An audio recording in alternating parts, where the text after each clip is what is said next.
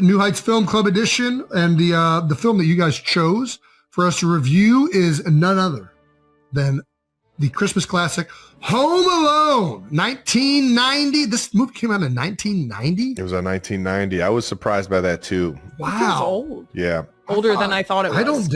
I feel like I saw it when it was like 90s. Brand new, but I was only 3 years old. I doubt I did. I think Home Alone 2 was the one we were like. New York? Yeah. When was that? You're looking it up? No, I'm not looking up anything. Home Alone 2 was, nope, it was 92. So no, we still were pretty young. Yeah, either way, definitely thought it was like more mid to late 90s because we were kids when we first were watching it. But yeah, still a classic though. When did you see the movie? You weren't even born. Yeah, look at me, so young. So young. I probably saw it. I saw it sometime in the 90s. I know that. Okay. Yeah. Okay. I mean, that narrows it down. So before I was 8. It's a good one for the kids. Have the kids seen it? Yeah. The kids have seen it. Ellie calls it Home Alone. Very nice. Delco. Love that. Benny does not like the slipping scene. She does not. She freaks her out big constantly time. Says it. Yep. I don't know why it freaks her out that much. Ellie was asking me about the zip line the other day. Mm-hmm. It took us a while to figure out what the hell she was talking about. And she was asking me whether or not you can zip line on the power lines. Well, she didn't say the word zip line. No, she didn't. She said on that rope. And then we had to get to, the guy in Home Alone does it. I'm like, I'm going to need more context in that. And she's like, you've seen the movie, Mom. And I'm like, yeah, a couple times, but I still don't know what the hell you're talking about. Still making no sense. Yeah. So we got to the bottom of it. She meant zip line. I will say that when I was a kid, that was one of the parts of the movie where I was like, Dad, I want that. For sure. You can zip line out of the house. That's what I want. I wanted it done. I think out of my window. They don't even need to see me downstairs. No. I can go right to my treehouse. I wanted a treehouse. I mean, the whole thing. It was just. Yeah. I will say this: when the first scene hits after when that music starts cramping. Yeah. Yep. So you're talking about the classic one. So magical. It's just it lifts me and I start floating.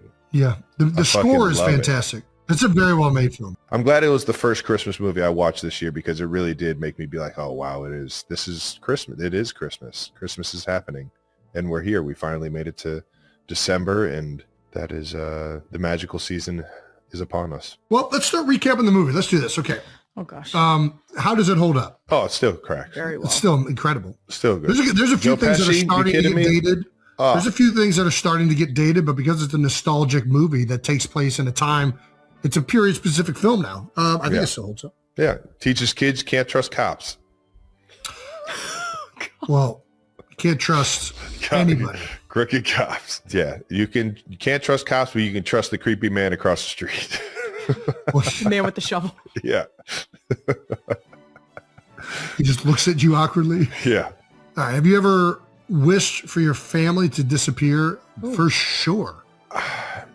Are you talking about when you were growing up or right now? All the above. That's crazy. Maybe not wish for it, but definitely thought of a life where it wasn't the reality, and then was like, all right, whatever. That's not ever going to happen. It's not even worth wishing. Did you guys ever? It's not even worth. I only get a few wishes. The ones that I really want to come true. Shit. Yeah. Did you guys ever run away from home? No. I definitely did. Yeah, me too. I definitely ran away. I might have packed a bag, but I was such a rule follower. I was like, I can't run away.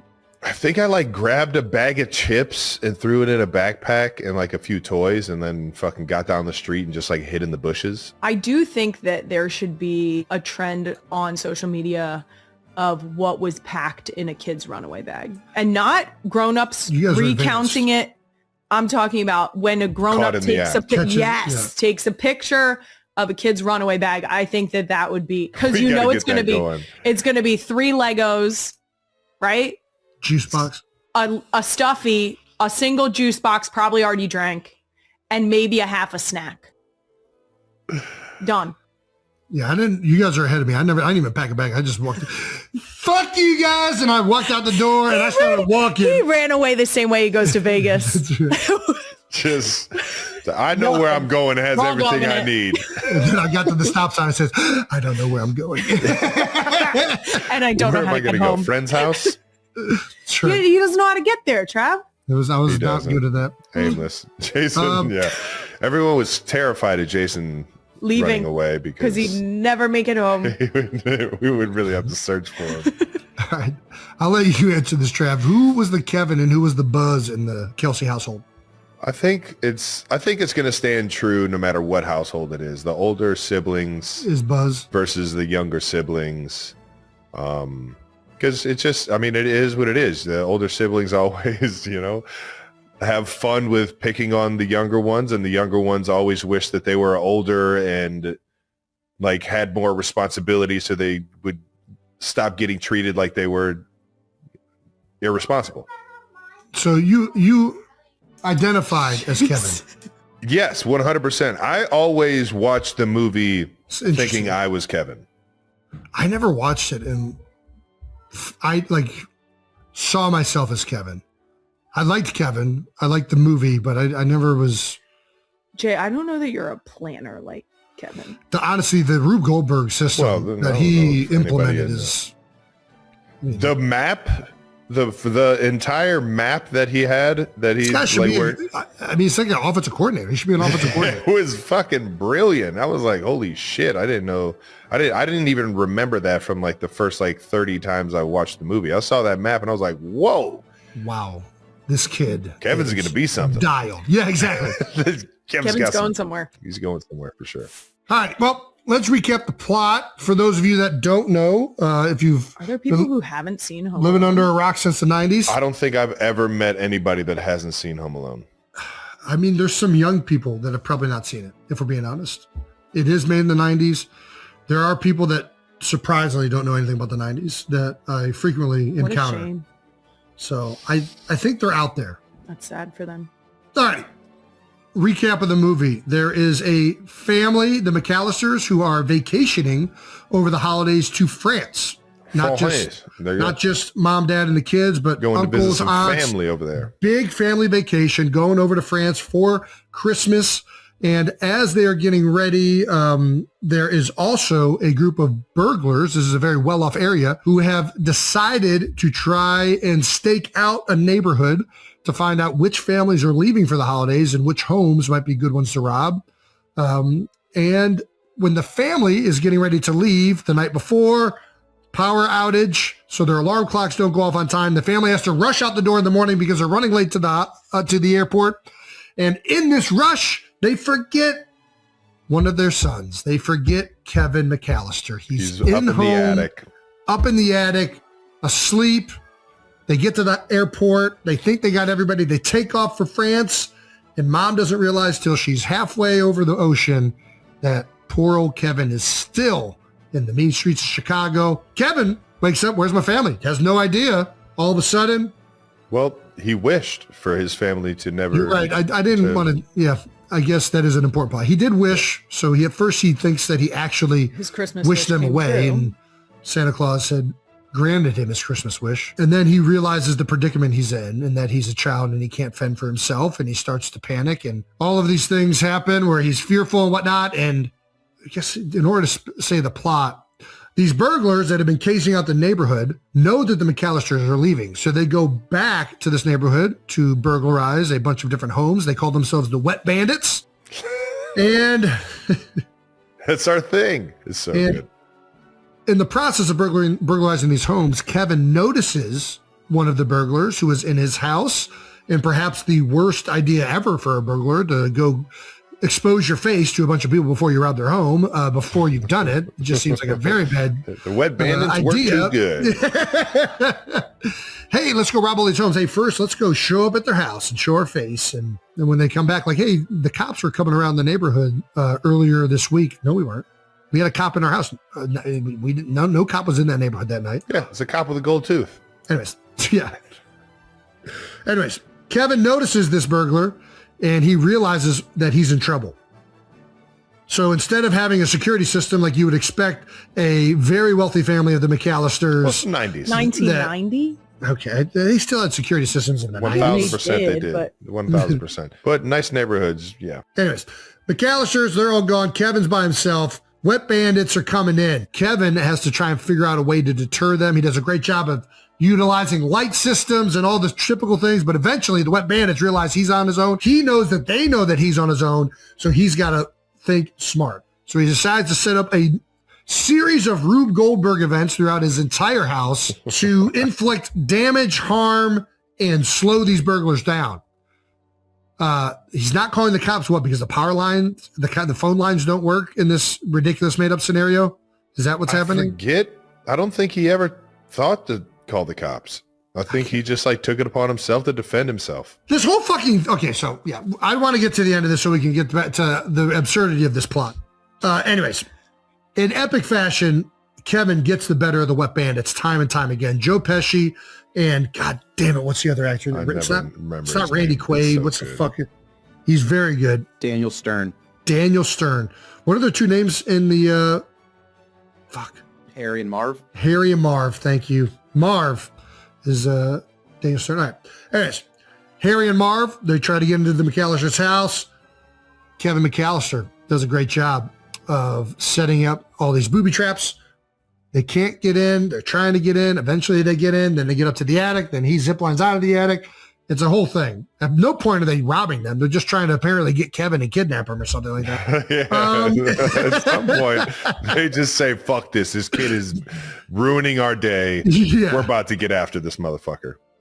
And it all ends with the neighbor down the street saving the day and the wet bandits being caught and Kevin being reunited with his family safe and sound.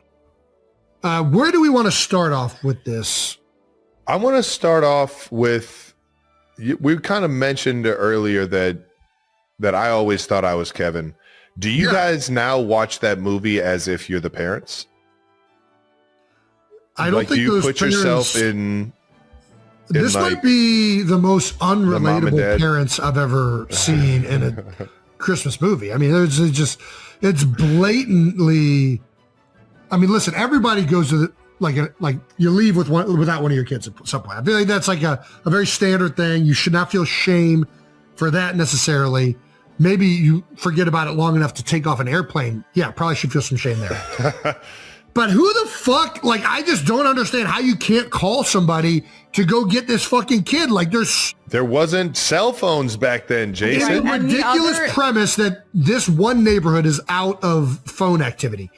You could call the cops. They have ways to get. They called the cops. No, she did call the cops. She called the cops in like that area. No, she called the cops in her neighborhood. Why are we calling? If they aren't helping, I'm calling other cops. I'm calling family members that are still there. I'm calling friends. That would totally ruin the plot of the movie. There is precisely 0% chance that I am just waiting a couple days before I can fly back to Chicago to see what happens with Kevin.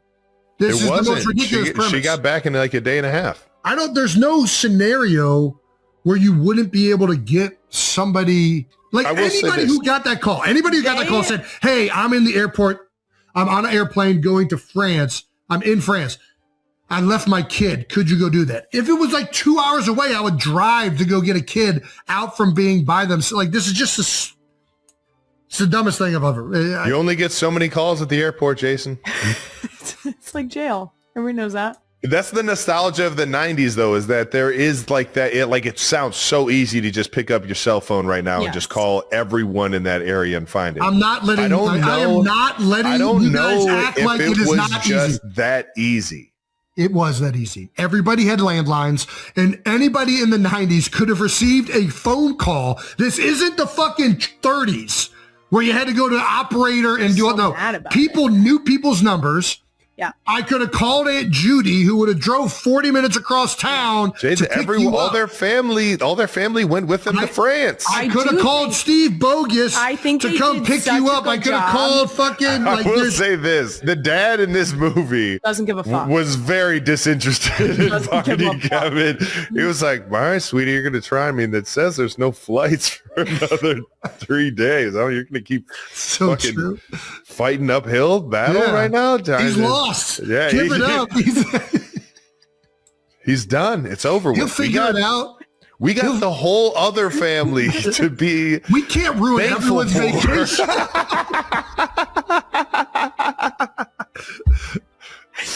It's so true. God damn, that's a great. Forgot how easy it was to get on a plane with like a ticket. Like when you didn't like she just handed an entire pile of tickets to the flight attendant and was like, yeah, this is all of us. She's like, all right, cool, go on up. Yeah, all right. Good luck.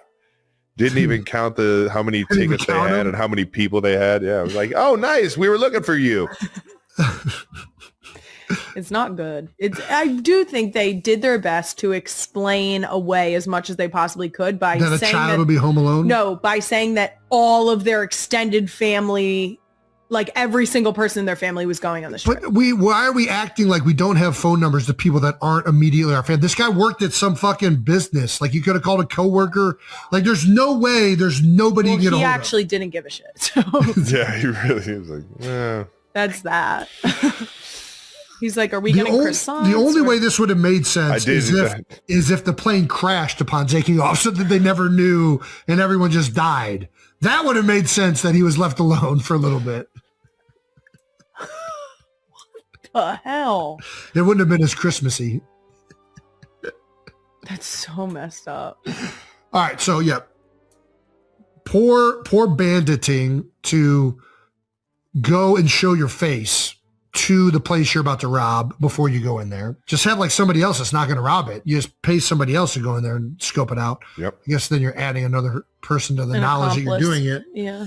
But I would just wait till everybody leaves. Then you got to split it. Yeah. I don't know, I'm not a professional bandit. I just felt like that wasn't the wisest of choices. What was your favorite? What was your guys' favorite part of the movie? I like the opening the most, to be honest with you. Watching the chaos of the Christmas, and there's like so many family there. It feels very relatable, like running around, getting pissed off about really stupid things that only like siblings would be pissed off about. Like the one like family member that wets the bed. There's this there not being enough pizza. Yeah, it just felt and it also like the 2-liter jug of soda and like the paper plate, all of it is just like very reminiscent of my childhood, I feel like, other than the enormously expensive house. Yeah. And the big family. And the big family. But we were around a lot of people around the holidays, even though it wasn't family, it was friends, and we'd go to holiday parties. Family. Yeah. The Halls and their holiday party, their New Year's Eve party was always so much fun. It was great. Yep. Shout out to the Halls. What was your favorite part? I love the mayhem. I love the mayhem of him planning how to fuck with them. Yeah. So good. So you're more about the planning than the actual execution. No, I think the execution, but I do just you have to appreciate how much thought and effort went into it, and the fact that it went off without a hitch. I mean, for things that happen precisely off of like a door like opening. Orchestrated. Yes. Yeah. Yes. Very well orchestrated. I liked it. Good. Trav, what about you? I'm going to go with the scene where he steals the toothbrush. Then he runs away from the cops. It's an exciting scene. Flanking? I think it was a very fun. Yes, he flanked. Mm-hmm. And I think the funny part of that whole thing is that a scene right after that, he immediately feels terrible for stealing. And I'm pretty sure he goes to church.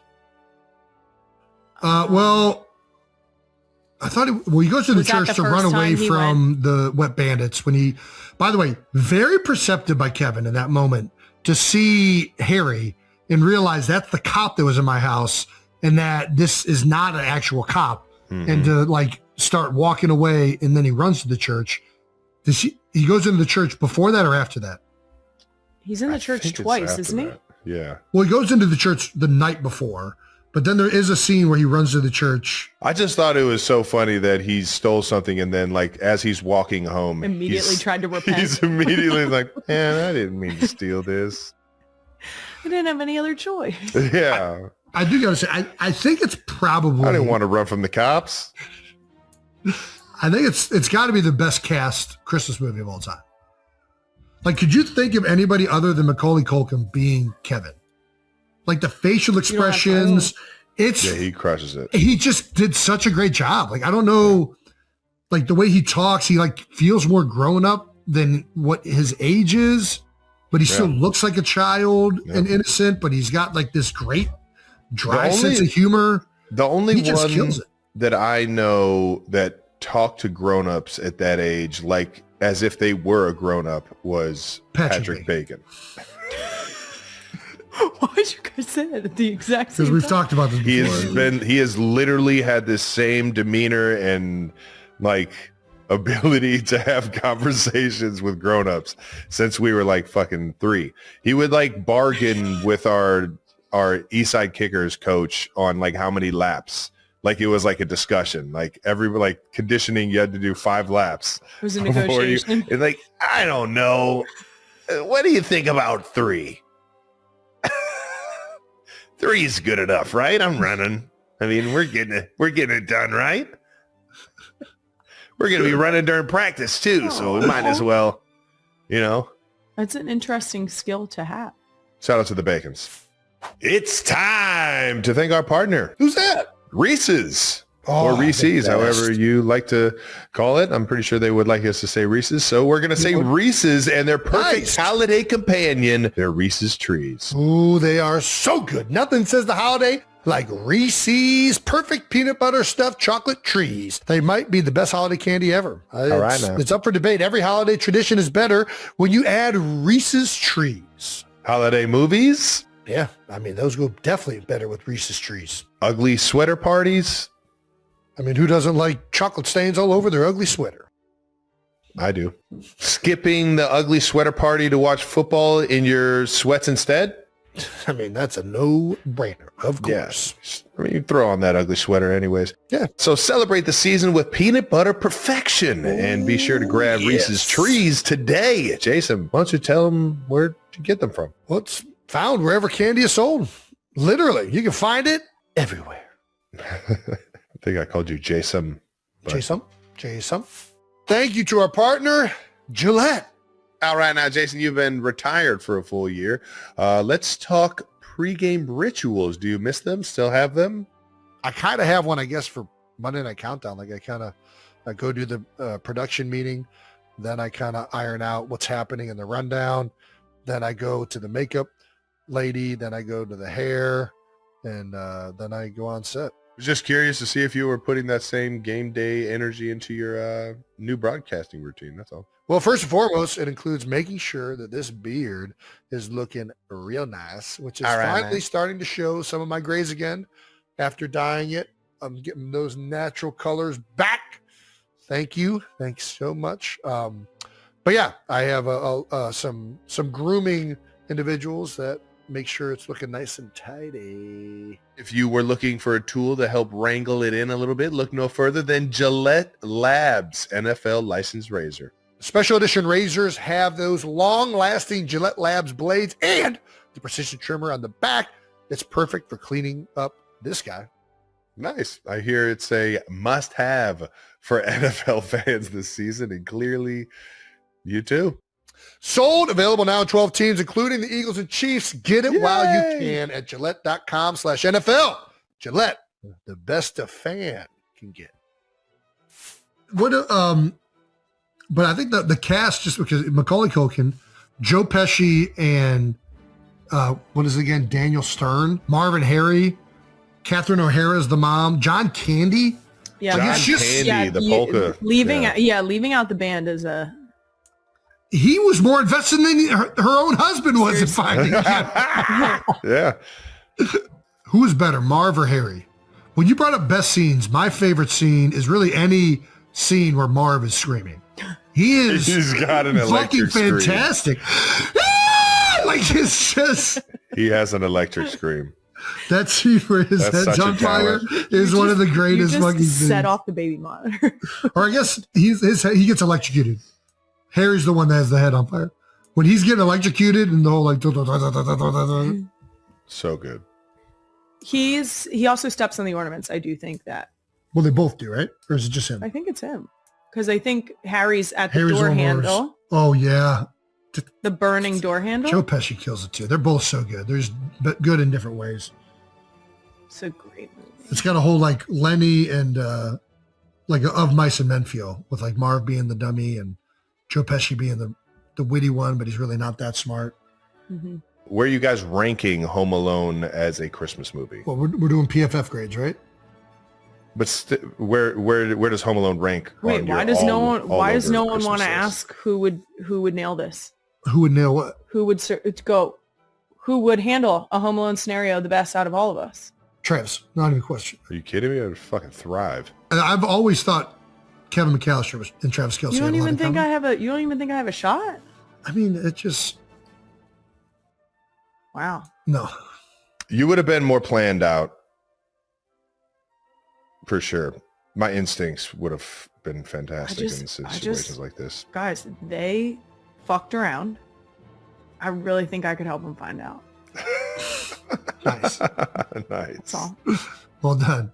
Yeah. All right. Where's it ranking in everybody's rankings? I'll go top 5. I can't rank like. Yeah, it's hard to go like 1, 2, 3, 4. Exactly. And I think I like Home Alone 2 more. Really? I'm going to have to go back and watch Home Alone 2 now. I like Home Alone 1 definitely the most. Home Alone 2 is good though. Still has the great same cast. Yeah. I like the pigeon lady in Home Alone 2. Yeah. Ooh, she was great. Top 5. Just trying to think. Okay, which movies do I like more than Home Alone? Love Actually. Christmas Vacation. Christmas Story. The Santa Claus. The Grinch. Oof, great one. I'm not putting Santa Claus above, but I do like the Santa Claus. It's a good movie. I think I like Home Alone more than that. You know which one I really like, which is a newer one, but I watch it every Christmas now. It's Claus. You do love that Klaus one. from Klaus. on Netflix. Yeah. Great Christmas movie. I'm kind of like a sucker for the claymation Rudolph. Ooh. OJ. I think I like Elf better than Home Alone. So not top 5. Right. I think it's just out of the top 5 for me. I'm putting it in the top 5 with Grinch, Home Alone 2, and Elf. I'll probably say those 3 are probably the only ones I'm taking over it. I think it's either top 5, maybe it's 6. But I'm saying like the Santa Claus is up there, the original Grinch, not the original, I'm sorry, the Jim Carrey Grinch. Yeah. I mean, Love Actually, that's not a surprise to anyone. Don't say anything. Nobody was asking. Yeah, I'd say it's probably top 5, but I think it's like the number 5 slot. All right, PFF grades. Christmasness. I think this is high in Christmasness. So all throughout the film, the whole reason this is happening is Christmas. 10. It also has like the soundtrack, the setting, all of it. Like it's just very Christmassy. Yeah. 10. I don't know if it can get more Christmassy other than the Grinch. Yeah, I mean, it doesn't have like Santa Claus, I guess, or like the It has a reindeer. reference to him. It does. I don't know about literally has him going to the 98. church. It's not it as- has like the Jesus, like what is it called, in front of the church? You're Every talking church about has the it. nativity scene. Yes. Yes.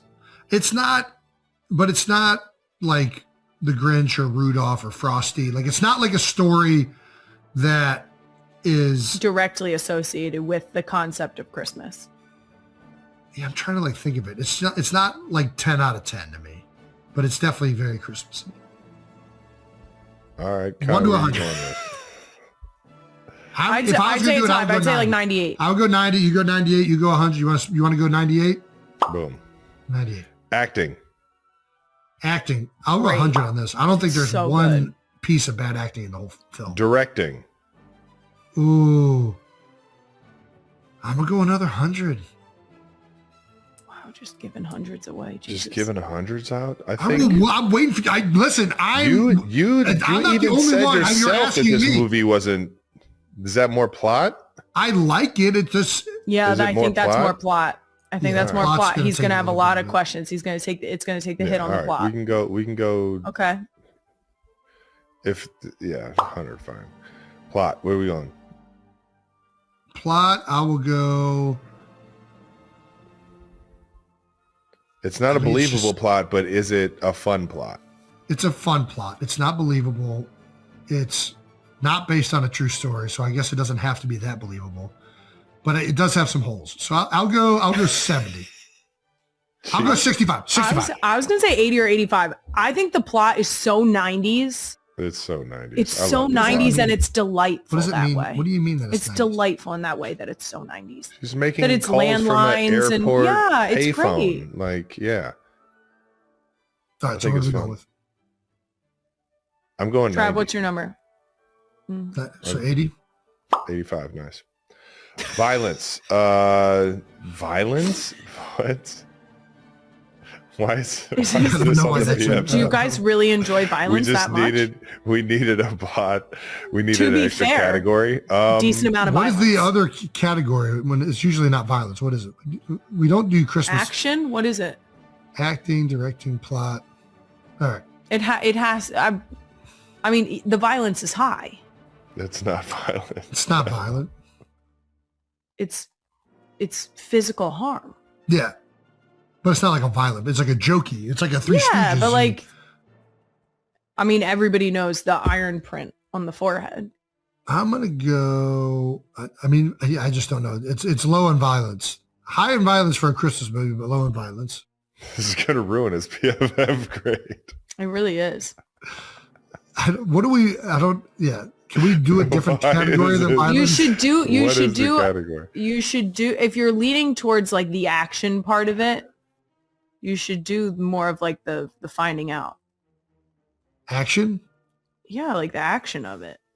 Like when with the action, like the meat of it It's a high is action him movie. doing the right. Entertainingness? The action in it is I give it a 90. Yeah, sounds good. Yeah, that feels good. There you go. Who's doing the math? Brandon? Yeah, they do the math for us. They put it in Excel. It's going to be sheet. somewhere around 95. Great. It's a rounding error. It's a little bit below Yeah, they that, but- definitely rounded that. Yeah. No chance. We got an 80, Look at a him. 98. Look at him. He's in going there, to and type it's- more. Look at him. Yep. There you go. there it goes. 94.6. That was one of my favorite radio stations growing up. All right, now. Hey-o. Well, that does it for our Home Alone New Heights Holiday Film Club recap right there. Jason, you did a great job on recapping the movie, as always. Merry Christmas, you filthy animals. That was great. You guys go and have the creepiest Christmas ever.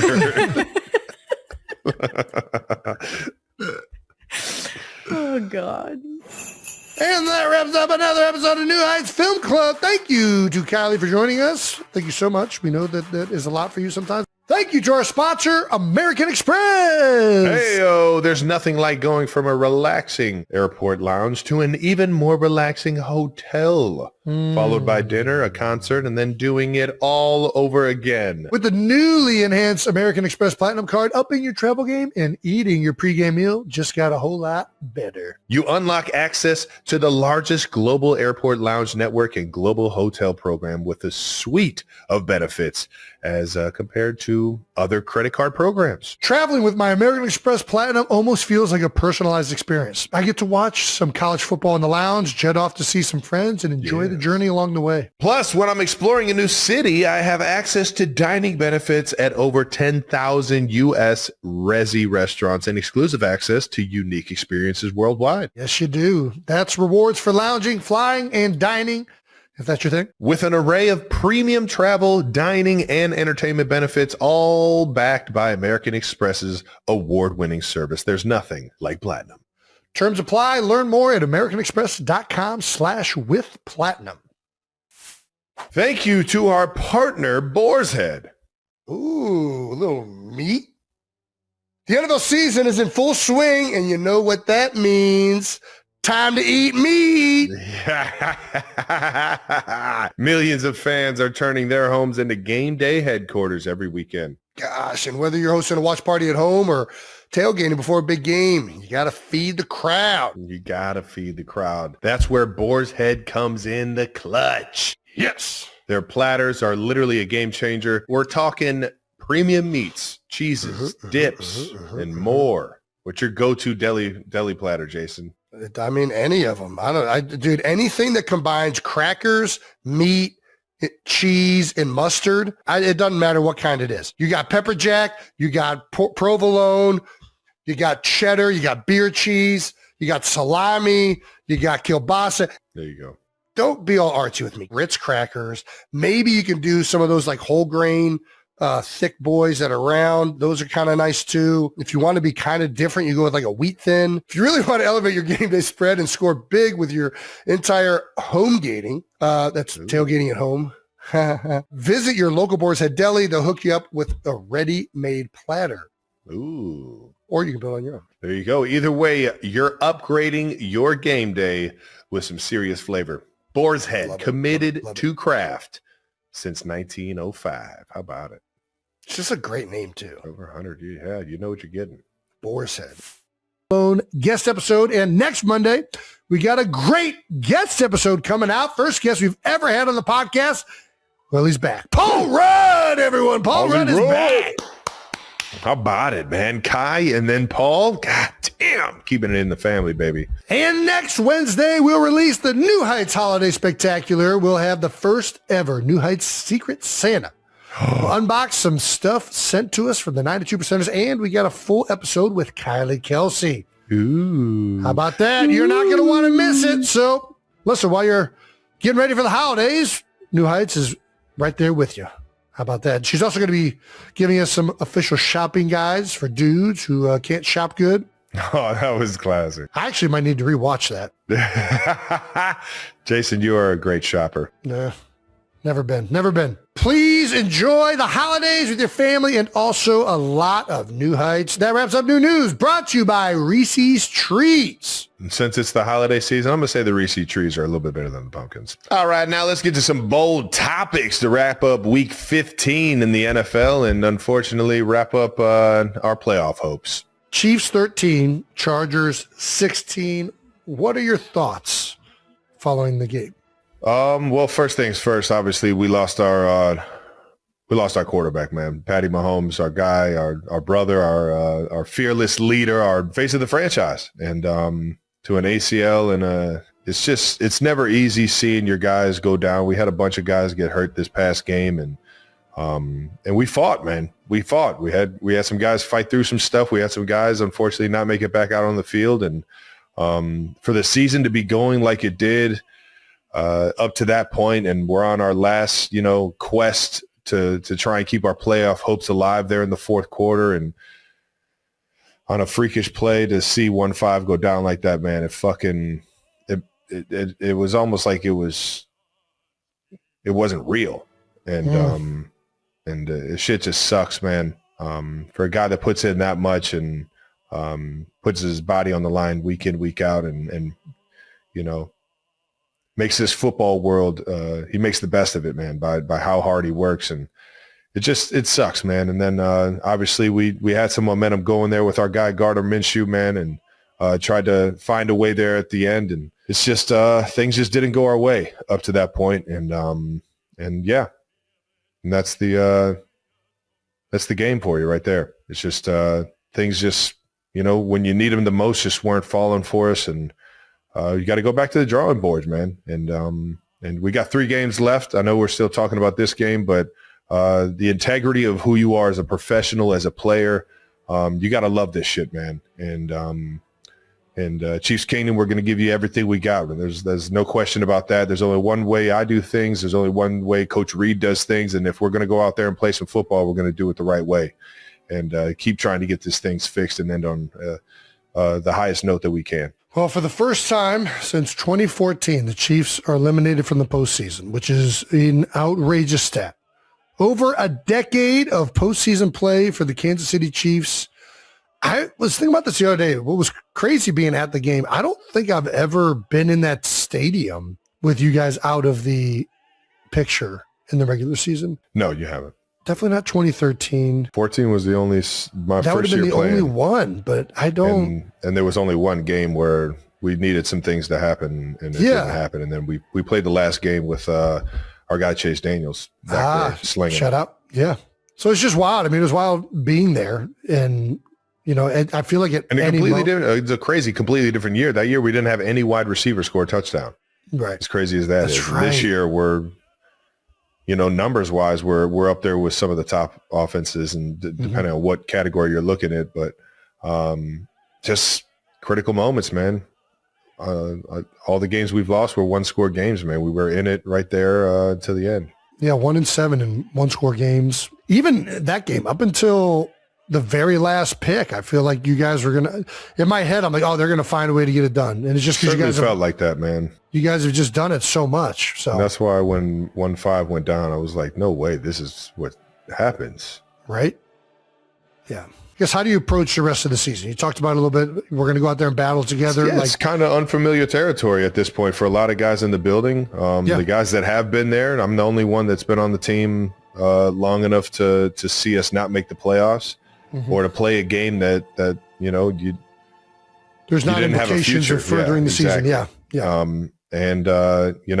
It's obviously fucked up, but it's a new feeling. So all I know is to go out there and play my ass off and to show up and give my guys the best chance to win. And I think that's the mentality, man. There's an integrity thing here that when you sign up for the gig, you're living out your dreams. You're living out a kid's dream that never got a chance to do this. You're living out, man.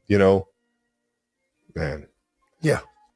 You're playing this game obviously to win Super Bowls. You're playing this game to be in those playoff scenarios and stuff. But at the end of the day, man, you're playing in the NFL. Yeah. And that's a fucking blessing. That's an honor. It's an honor to be out there. It's an honor to feel the soreness after a game because you're actually out there. You're fucking doing it. Yeah. You're living your dream. And no matter if you're getting the fucking ball thrown to you, no matter if you're blocking your tail off and you never, see the pill, it's an honor to be out there in a uniform, playing for the guys around you, playing for your family, playing for the people back home that are watching you, that have known you since you were a little kid, dreaming about this moment, or dreaming about these moments being in the NFL. And I'll tell you what, man, if there's a game to be had, baby, I'm going to go out there and I'm going to love fucking playing in it. No matter if it's a game that in the playoffs or gets us in the playoffs or a game that, seems like it doesn't have any implications of that. So no doubt. Well said, Trev. And that's the integrity you gotta fucking go out there with, man. For sure. Yeah, the other thing I always think about whenever I played in games like this or seasons that have gone south, even in the years where everything doesn't work out, you still have like a team and you're still close with guys. And I always thought, similar to what you're saying, Trav, like we only got 3 weeks left of this year's team to play football. Like next year, it's going to look different, right? Guys are going to be back. Guys aren't going to be back. It's no 2 years are the same. And you try to enjoy the few weeks that you have together. And yeah, obviously the big thing looming is not only you guys out of the playoffs, but Patrick Mahomes tears his ACL in December. Usually that's an 8 to 9 month injury recovery. I've been through it myself. It's a rough one. You hate to see it end that way. You know what I mean? Yeah. It was just a devastating, kind of final moment there. And Gardner went out there and battled his ass off. Oh, now you know Gardner's going to do that, baby. Yeah. That's how he's built, man. And we're going to fucking fight for him from here on out, and then go out there and try to win some ball games with my guy G. And obviously it came out that the surgery went well, and I mean he's a warrior, man. I'm telling you, this guy's played through everything, battled through everything, has been crowned champion because he's battled through everything, and he's going to battle through this. It's the only way this guy is wired, man. He's a fearless warrior when it comes to this football thing, and he's going to make sure that he comes back stronger than ever. And hopefully the Chiefs can get him back as soon as possible. I know right now it's kind of right around that week 1 or the beginning of the season next year. So I know he's going to be doing everything he can to get back out on that field for the Chiefs as soon as possible, man. I love it, brother. You guys are headed to Tennessee to face the 2-12 Titans. Yeah, man, we got the Titans, and the Titans, as their record may show, they've only won 2 games, but man, they're fucking playing hard. Hell yeah, brother! And they got guys on that defensive line that can wreck a game. Obviously, Jeffrey Simmons has been doing it for a while now, man. A big old mean dude up front, and we're gonna have to find ways to be able to slow him down and make our guy Gardner get comfortable back there, and from there it's just mastering the game plan and getting out there and getting after it, man. We do have this mic'd up video of you and Derwin, who had the game sealing interception. Let's take a look at this. Has so many battles, man. What a great dude, man. Just plays the game the right way, the attitude, the physicality, the toughness. I love it when, you can get after somebody on the football field. They can fucking pick you up and body slam you, and there's no bad blood. There's just a bunch of respect for how they carry themselves and go at it. And obviously Derwin's one of the fucking best to ever do it, man. So it was an honor to swap jerseys with him, and the honor to share the fucking gridiron with him, man. I'm a guy that I fucking love this game, man. I love it when I get to go up against another guy that I watch on film. I'm like, that guy fucking plays this game the right way, and he got me on a few this past game. It's cool that he came up and said all that, man. I wish him the best of luck the rest of the year, man. The question is, have you sent them the jersey yet? Yeah, I shot it over to him. Oh, nice. There you go. I still owe a few guys jerseys, so you still owe me a jersey, Jason. Do I? I feel like you have a jersey of mine. I've stole like 3 jerseys from your house just laying around. So I might have stole somebody else's that you were meant to get out to them. Dude, I had like a mad dash of getting jerseys out to other guys late in my career. Just start in notes of like reminding yourself. I don't remember the guys now at this point. But you'll remember them when you see them. You'll be like, oh shit, I was supposed to get that guy a jersey. Just write it down. Like there's 2 guys like I know I sent them jerseys, but I never got confirmation they got them. I hope they got them. My Bearcats, I played in India. I haven't gotten the jerseys over to them yet. Sauce. Alec Pierce. Yeah, our guy Alec Pierce. Dude, he's a stud. I know. Let's keep this thing moving, man. Shout out to the Chargers. Our guy Jesse Minter, Coach Minter, I should say. He's got those guys rolling. Obviously, I respect the hell out of Harbaugh and what they've been able to keep doing over there, man, and wish them the best of luck. Thank you to our sponsor, Allstate. You know what's smart? What? Checking Allstate first for a quote that could save you hundreds on car insurance. You know what's not smart? Not checking Allstate first for a quote that could save you hundreds on car insurance. That is also not smart, but not checking your fantasy lineup before kickoff. Yeah, seeing a player with 40 points and realizing they're on your bench.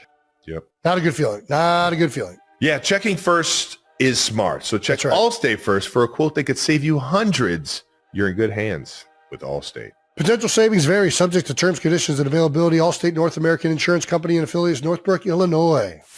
It's time to thank our partner. Who's that? Reese's. Or Reese's, however you like to call it. I'm pretty sure they would like us to say Reese's. So we're going to say Reese's and their perfect holiday companion, their Reese's Trees. Ooh, they are so good. Nothing says the holiday like Reese's perfect peanut butter stuffed chocolate trees. They might be the best holiday candy ever. All right now. It's up for debate. Every holiday tradition is better when you add Reese's Trees. Holiday movies? Yeah, I mean, those go definitely better with Reese's Trees. Ugly sweater parties?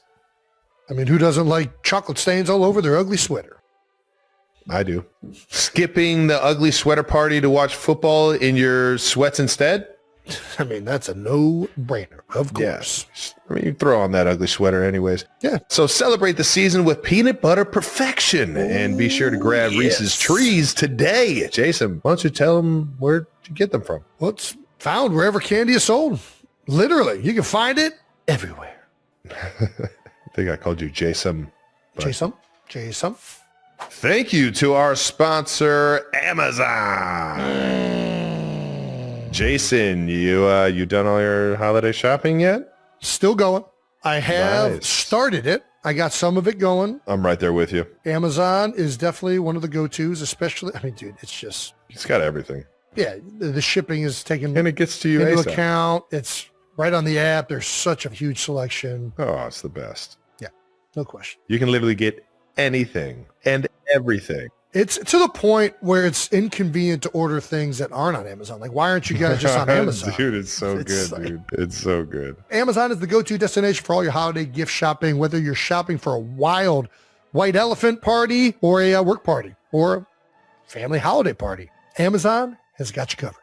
They have gifts for every holiday and for everyone on your list. So shop holiday gifts for everyone on Amazon.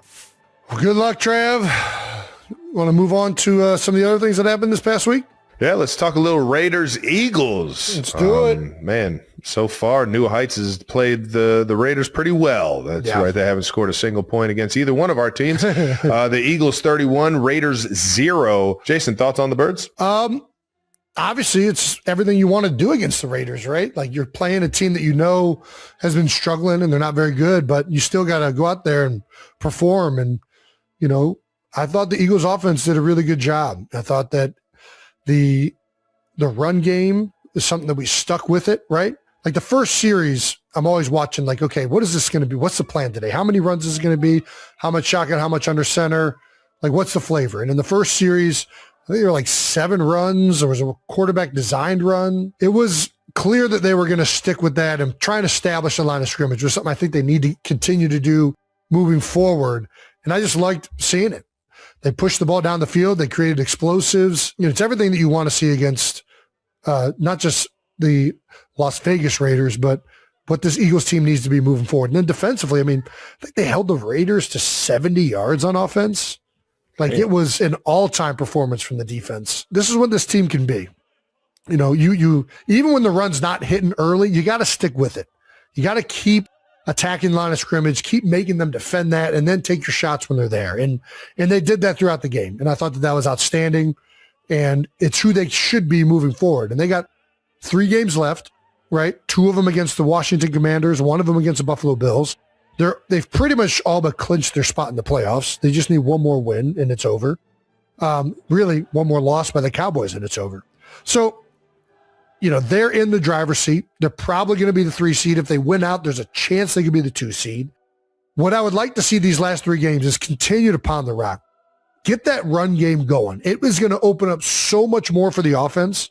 And if these guys can go into the playoffs feeling good, feeling confident, working with each other and executing these plays, I think it's going to help out Jalen a lot more. And with the way this defense is playing, this team could be very dangerous in the postseason if they stay true to that formula. So that's what I'm hoping to see. Dude, there's so much fucking firepower over there, man. Right? In a game like this, you see it all clicking, man.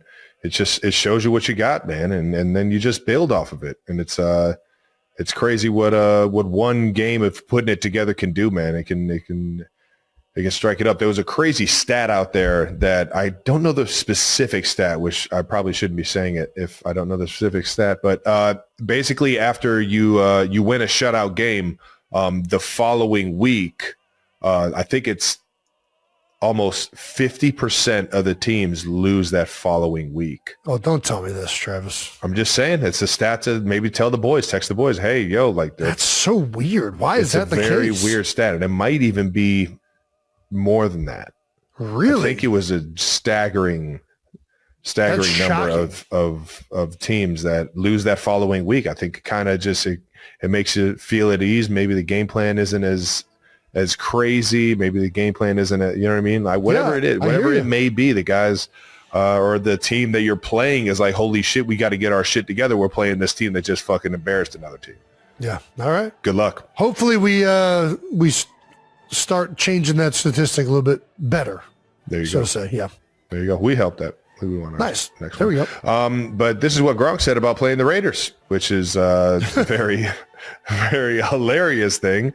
Not very nice, but when you play the Raiders, it's like putting Neosporin on your cuts. They heal those wounds. It is true. I mean, the level of, the level that the fans were at these last couple of weeks, and understandably, the Eagles had not been performing well, but then all of a sudden you play the Raiders who, have won 2 games this year, I believe. It has a tendency to, make you feel good again. And that's a great way to put it by Gronk. I think the Eagles are smart enough to know that, It was a great game, but they still got to improve and get better. But so much of playing well in the postseason is feeling good going into it. Yeah, it's a big part. I think the Eagles got some games here that they can feel good about, hopefully. They come out and put their best foot forward. They get into the playoffs with some momentum. So we'll see. Well, Jalen Hurts, 12 for 15, almost a perfect day. 175 yards, 3 tutties before being replaced by Tanner McKee. And then Jalen quote after the game, he's always got one for us. Everybody needs to remember where I came from and how I'm built. All right, now, there you go. Okay. He ain't messing around. I'm sure he's been hearing all of the stuff talking about it in the media. And listen, it was a great bounce back game for him. Obviously, the game before with the turnovers and everything, very uncharacteristic of Jalen Hurts. It's not been who he has been largely in the NFL. But this is what I mean. He's got 15 attempts. And if he would have played the whole game, it would have been more than that. But they did a great job of being a very balanced offense, and that's what they need to be. They need to continue. It's the best even offense, if it's not working, you got to stick with it, because otherwise these guys just don't respect it. They don't respect the line of scrimmage. They're getting into their zone drops easier. They're matching receivers right away. I came away this week, and quite honestly last week, even though it didn't work out, we had the picks. I came away from last week feeling like this offense is showing signs of going in the right direction. And just prove that, yeah. And hopefully we get another game this coming week against the Commanders that'll show that a little bit more. There you go. Well, we got a LeBron stat of the game. Our guy at 37 years old and 255 days on top of those 37 years. Brandon Graham became the oldest player in Eagles history to record a sack in a game. There we go, BG! Grandpa Graham.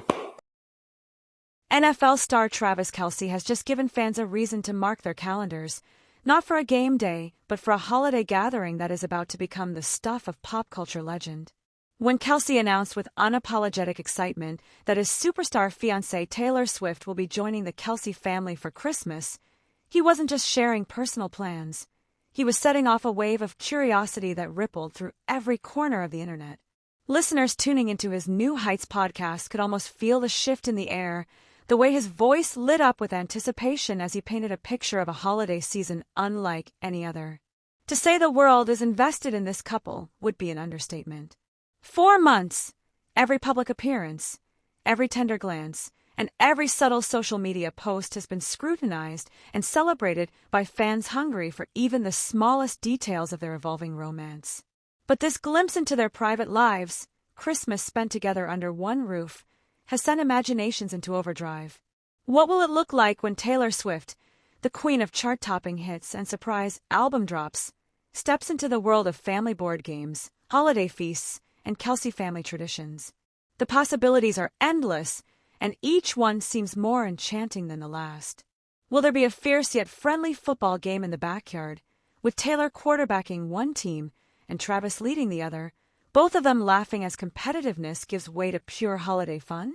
Maybe the Kelce house will echo with the sound of carols, Taylor's unmistakable voice turning a simple family sing-along into a private concert that will become the stuff of family lore for generations.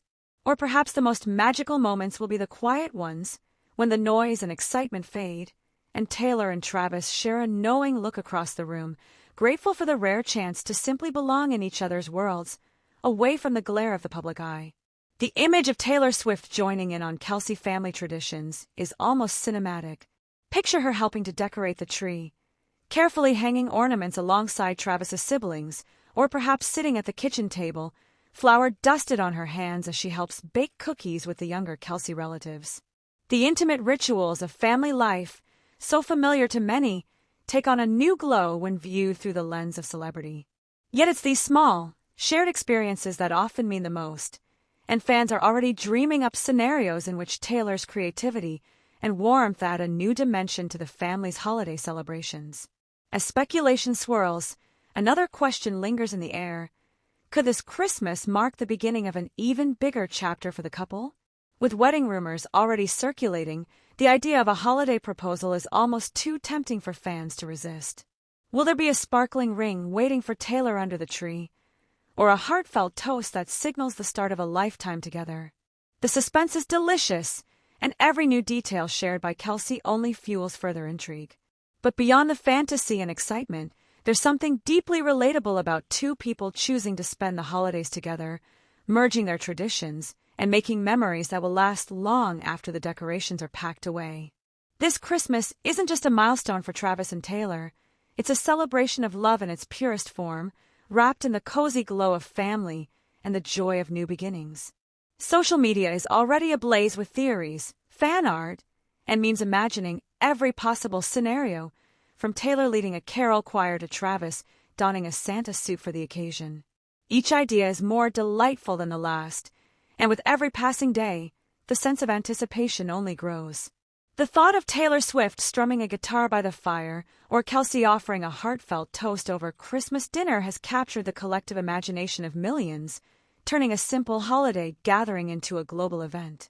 For the Kelce family, this Christmas promises to be unforgettable, a moment in time when their lives intersect with music history and football greatness.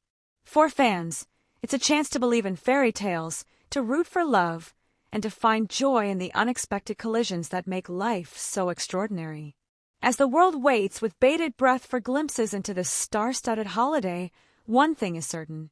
The love story between Travis Kelce and Taylor Swift has many more chapters to unfold, and this Christmas is only the beginning. Whether the festivities lead to wedding bells or simply a new set of cherished memories, this is one holiday season that nobody will soon forget. Stay tuned, because when love, laughter, and a little bit of holiday magic come together, anything is possible.